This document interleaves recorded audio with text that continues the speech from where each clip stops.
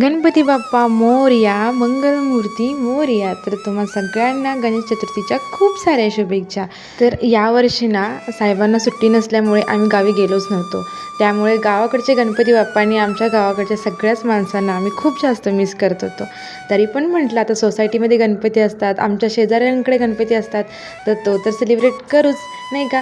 तर असे आम्ही दोघंजण छान छान रेडी झालो होतो. सकाळ सकाळी साहेब तर ऑफिसला गेले होते आणि मग शेजारी जे काही गणपती बाप्पा येत होते त्यांचं मी दर्शन घेत होते. आणि आवीला काय माहिती तो बाहेर यायला तयारच नव्हता, कारण ह्या पहिलंच वर्ष होतं की त्याला ते कळत होतं गणपती बाप्पा म्हणजे काय. मागच्या वर्षी तो खूप लहान होता त्याच्यामुळे गणपती बाप्पा वगैरे त्याच्या लक्षात नव्हतं, पण आत्ताच्या वेळेला खूप छान त्याला समजत होतं, म्हणजे गणपती बाप्पा येणार आहे, सगळेजण मजा मस्ती ह्या सगळ्याच गोष्टी समजत होत्या.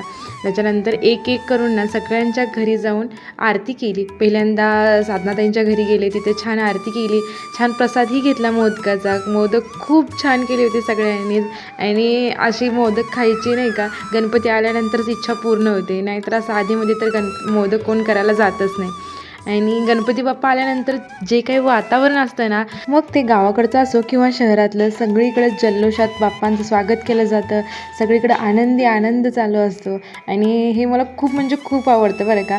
आणि खरं तर मला हे सगळ्यात जास्त गावाकडेच माझ्या घरी आवडतं. माहेरी तर खूप जास्त मी मिस करते सगळ्यांना. माझ्या माहेरी काकांचा आणि आमच्या सगळ्यांचा मिळून एकच गणपती असतो आणि सगळी एवढी एकत्र एक आरती करणार, जे काय तो प्रसाद खाणार, ती काही मजा मस्ती. आणि गावाकडे दिवाळीपेक्षा गणपती खूप मोठ्याने सेलिब्रेट केला जातो आणि तोच मी खूप जास्त मिस करत होते.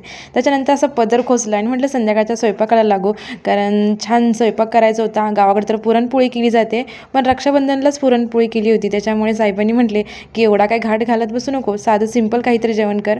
पण मी असं पनीर भाजी आणि पुरी वगैरे असं जेवण केलं होतं. त्याच्यानंतर संध्याकाळी सोसायटीमधल्या गणपती बाप्पांच्या आरतीसाठी गेले. आरती मी जाईपर्यंत तर झालीच होती. त्याच्यानंतर बाप्पांचं छान दर्शन घेतलं आणि ह्या माझ्या सख्ख्या शेजाऱ्यांसोबत थोडंसं फोटोशूट केलं.